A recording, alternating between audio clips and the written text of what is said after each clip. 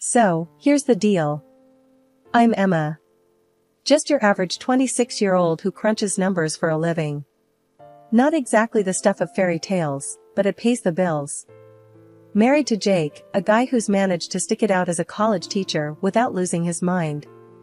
He's 30, by the way. 4 years on me, but who's counting?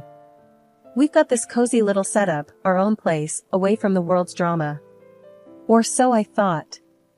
Enter Laura, Jake's mom, a storm dressed like a Sunday morning. From day one, she made it clear I was about as welcome as a tax audit. First time I met her, she looked me up and down like I'd just crawled out of a bargain bin. "So, you're the accountant," she said, voice dripping with something cold. "Yes, ma'am," I replied, trying to keep it together. "Interesting," she muttered, turning to Jake. "I always thought you'd end up with someone more." That more hung in the air like bad perfume. I knew what she meant. Not fancy enough. My parents aren't exactly headline material, just hardworking folks. But Laura, oh, she expected her son to snag a princess, I guess. And there I was, Cinderella without the fairy godmother. Jake, bless him, didn't see it. Or chose not to. "Mom's just old-fashioned," he'd say, brushing it off. But every visit, every family dinner, Laura's jabs got sharper. "Remember Julia? Your ex? A lawyer, wasn't she? Such a shame you two didn't work out." I tried to laugh it off, focus on the good stuff.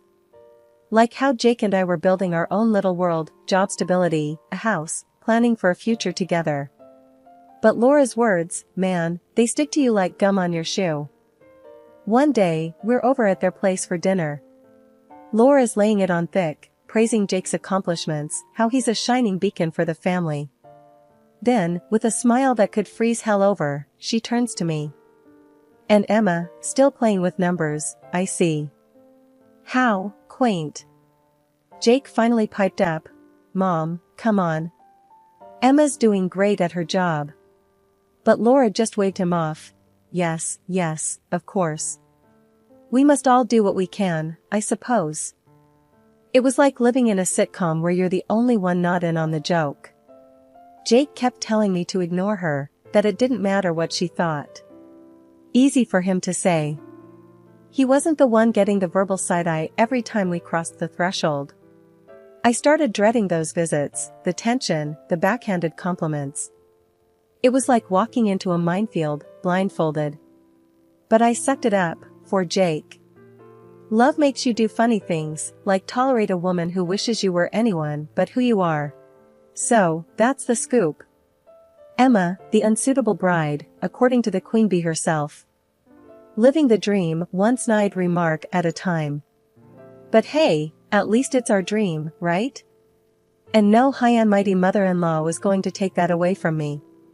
Not without a fight, anyway. Life's got its own way of throwing curveballs, and mine came in the form of a peanut. Yeah, you heard that right. A tiny, inconspicuous peanut. Most folks don't think twice about munching on them, but for me, it's like playing Russian roulette. Found out the hard way when I was just a kid. A spoonful of peanut butter turned into an express trip to the ER. Since then, my life's been a never-ending game of what's in the food. Jake knows the drill. He's seen me whip out my allergy card at restaurants, interrogating waiters like I'm solving a crime. Does this have peanuts? What about cross-contamination? Some people get it, others look at me like I'm a diva making a fuss over nothing. Then there's Laura. First time we discussed my allergies, her eyes nearly rolled out of her skull. "You're allergic to peanuts?" she scoffed, like I'd just told her I was allergic to breathing. "And soy, and peas, and what else? Air?" Jake jumped in, bless him. "Mom, it's serious. Emma could end up in the hospital." Laura waved it off. "Oh, please. People eat peanuts every day.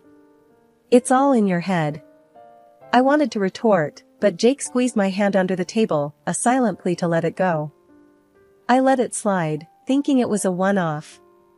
But no, Laura had to make a show of it. Every dinner invite became a gamble. She'd parade dishes around, boasting about how she'd made everything Emma safe. But there was always this edge in her voice, a hint that she was humoring me, playing along with my little problem. One time, she served this fancy dessert, all proud and smiling. Made it myself. Absolutely no peanuts, she announced. I was wary, had to be. You sure, Laura? You know my allergies are no joke. She rolled her eyes. Of course, I'm sure. What kind of monster do you take me for? That's dumb, but I went ahead, took a tiny bite, and bam, instant regret. My throat started itching, my skin flared up in red spots. Jake was on his feet in a second, panic written all over his face. Laura's reaction?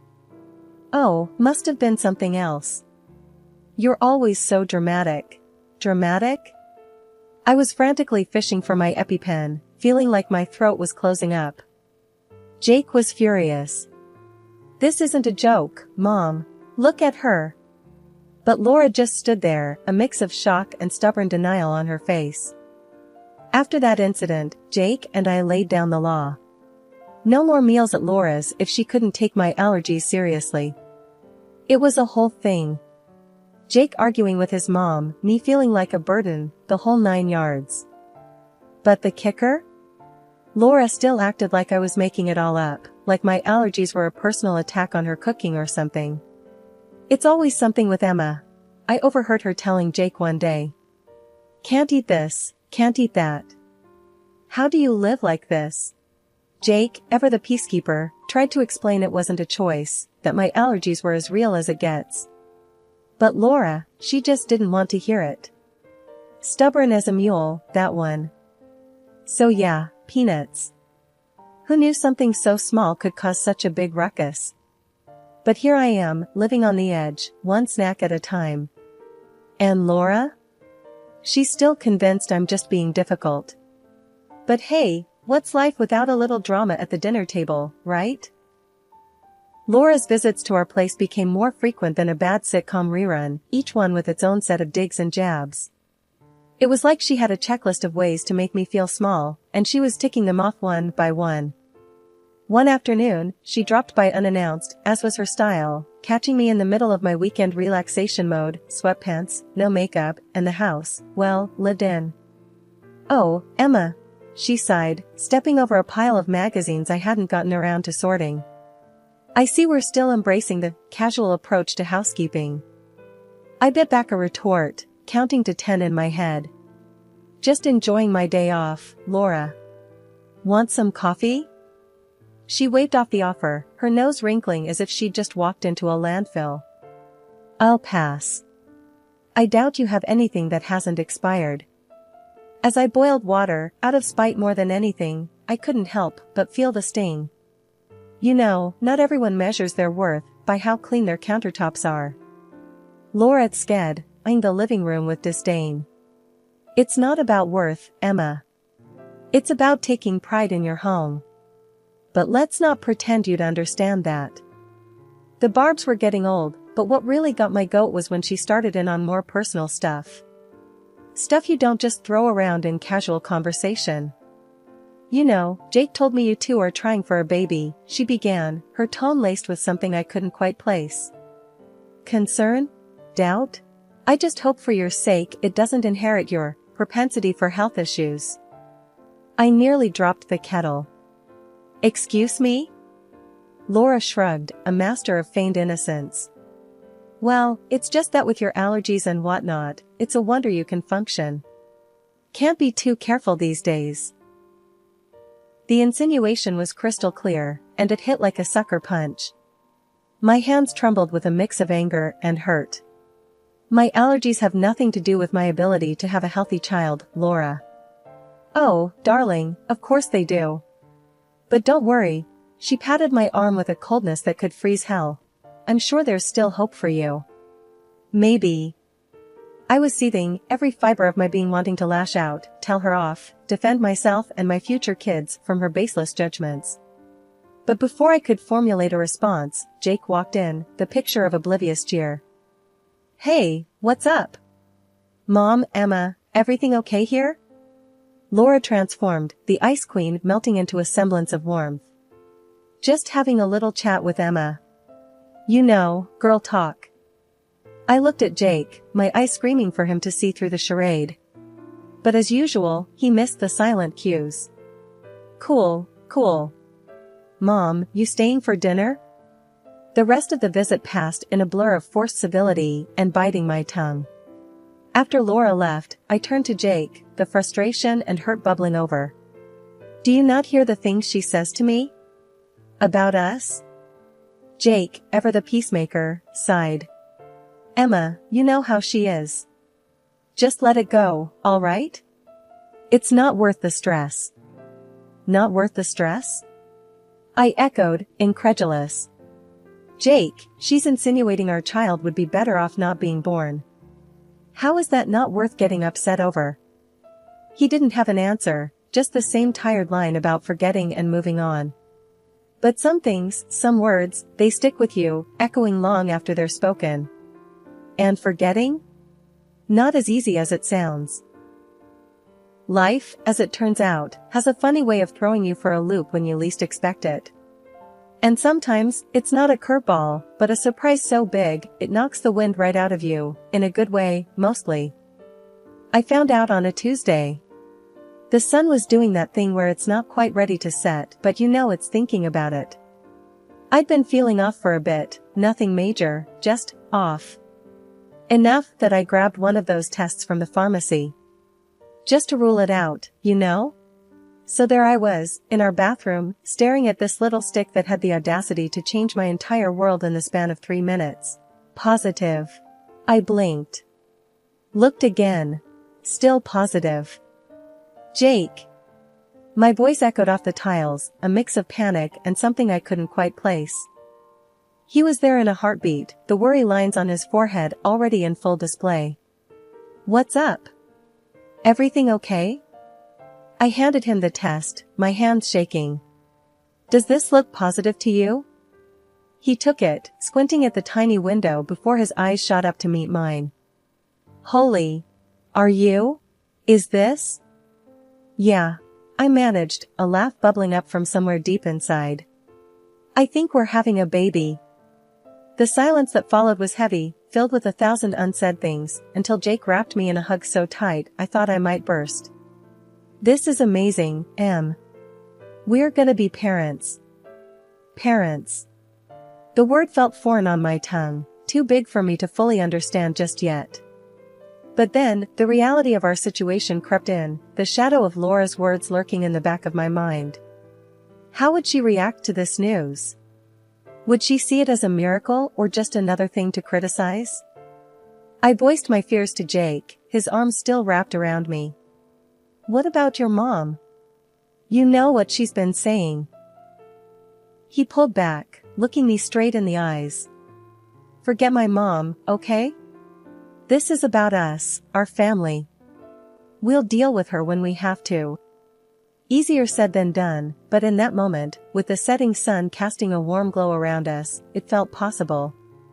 We were in this together, come what may. After the initial shock and joy had settled a bit, Jake suggested we call his parents to share the news. I felt a knot form in my stomach at the thought. Laura's reaction was the wild card I wasn't sure I was ready to deal with. Still, hiding it wasn't an option, and part of me hoped for the best. We started with Jake's dad, Michael. He picked up after the second ring, and Jake wasted no time. Dad, we've got some news. Emma's pregnant. The enthusiasm in Michael's voice was palpable, even through the phone. That's fantastic. Congratulations. I'm going to be a granddad. His genuine excitement was a balm to my anxious heart. If only we could bottle up his reaction and serve it to Laura. Speaking of the devil, it was her turn next. The call went on speaker, and after the usual pleasantries, Jake dropped the bomb. There was a pause, a long one, where you could practically hear Laura processing the news. Finally, she spoke, her voice lacking its usual sharpness. Well, this is unexpected. We must celebrate. I'll organize a family gathering in a couple of weeks. Invite everyone to share in the joy. Her words caught me off guard.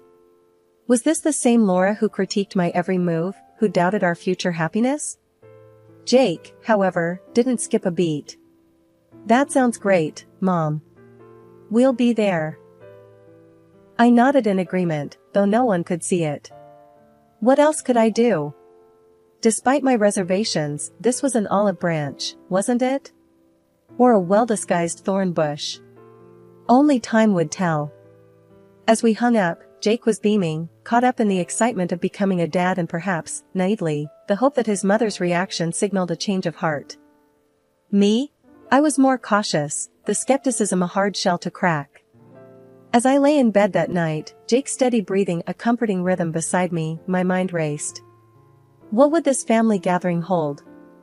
Would it be a genuine celebration, or was I walking into a lion's den, dressed up as a baby shower? Laura's sudden shift from ice queen to gracious hostess didn't sit right with me. But, for Jake's sake and our baby's future, I was willing to play along, at least for now. The upcoming holiday loomed large in my thoughts, a mix of hope and unease swirling together. What would be waiting for us, indeed? Pulling up to Jake's parents' place felt like stepping onto a stage, the evening set for a performance with an audience of family members ready with their congratulations. The warmth from their well wishes was genuine, a stark contrast to the usual chill I felt from Laura. Yet tonight, even she managed a smile that seemed less forced than usual, her congratulations carrying a hint of something resembling happiness. But it was Michael, Jake's dad, who caught my attention, his usual bright demeanor replaced by a shadow of unease, his smiles fleeting and distracted. As we all gathered around the table, laden with more dishes than a holiday feast, I played it safe, sticking to the foods I knew were clear of my laundry list of allergies. That's when Laura, in a move that felt out of left field, gestured towards a sweet pie. Emma, I made sure this was something you could enjoy. Special, just for you, she insisted, an edge of eagerness in her voice that I couldn't quite trust. Tentatively, influenced more by the hope of peace than appetite, I reached for a slice. But before it could even land on my plate, Michael's hand came out of nowhere, sending the plate, pie and all, crashing to the floor. The room fell into a stunned silence, every eye on us, Laura's face draining of color, her shock mirroring our own. The moment the plate hit the floor, breaking the silence like a dropped glass in a quiet room, Jake turned to his dad, his voice tight with confusion and anger. Dad, why? Why would you do that? Michael stood there, his usual easygoing demeanor gone, replaced by a seriousness that seemed out of place on his normally jovial face. The room was dead silent, everyone's eyes ping-ponging between Michael, the shattered plate, and us. Then, Michael's voice, usually warm and inviting, boomed across the living room with an intensity that made more than a few relatives flinch. I can't be part of this crime, he declared, his eyes locked on Laura, who looked like she'd just seen a ghost. You did what? Jake's voice cracked, disbelief etching every word. Michael's next words felt like a punch to the gut.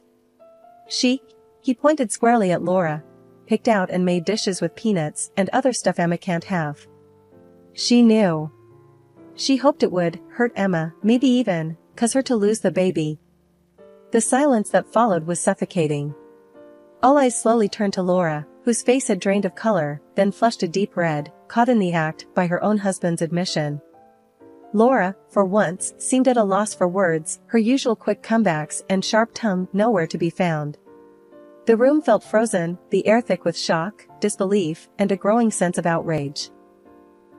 Laura's mouth opened and closed, but no sound came out. She looked from Michael to Jake to me, the realization of her actions and their consequences finally sinking in.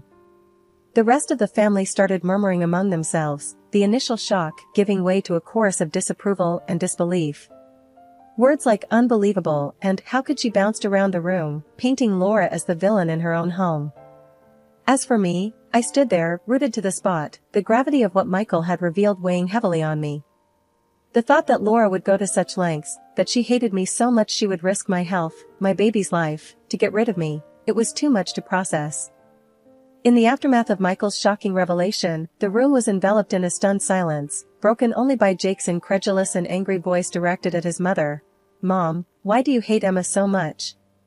What has she ever done to you to deserve this? Laura's response was nothing short of explosive. I can't stand her, she screamed, her voice laced with venom. She's not right for you, Jake. She can't give you healthy children, and she's not worthy of being a part of this family. Jake's face turned a shade of red I had never seen before, his usual patience and tolerance for his mother's antics evaporating before my eyes. That's enough, Mom, he barked back, his voice shaking with anger. I can't believe you would go this far. I don't want to see you anymore. You're not the mother I thought I knew. The car ride home was tense, the air thick with unspoken words and heavy with the weight of what had just transpired. Once we were home, Jake turned to me, his expression softening, the earlier anger replaced by remorse. Emma, I'm so sorry, he began, his voice heavy with emotion. I should have stood by you sooner. I should have seen how toxic things were. I can't believe my own mother would do something like this. I could see the pain in his eyes, the struggle between his loyalty to his family and his love for me. Jake, it's not your fault. We couldn't have known she would do something like this, I replied, trying to offer some comfort despite my own swirling emotions. But the damage was done. The relationship between Jake and his mother, once unbreakable, was now fractured beyond repair. Laura had become a pariah not just to us, but within our wider circle of family and friends. Her actions, driven by irrational hatred and unfounded fears, had isolated her completely.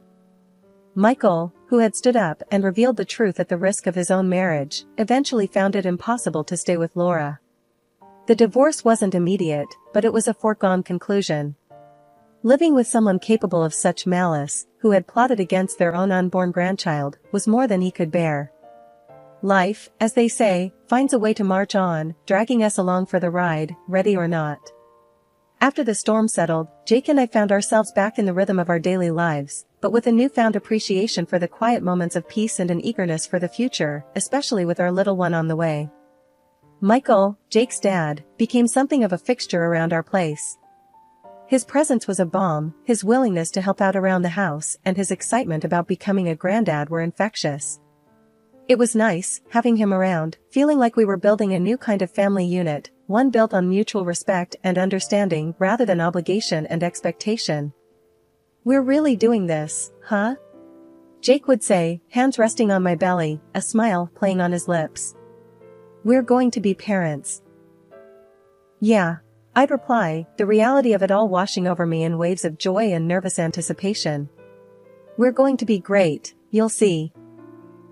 As for Laura, her name rarely crossed our lips these days. The wound she'd inflicted was still too fresh, the betrayal too sharp. Yet, whispers of her new life would occasionally find their way to us through the grapevine. Living in a small rented apartment, returning to the workforce after decades, it was a far cry from the comfortable life she'd once commanded with such authority.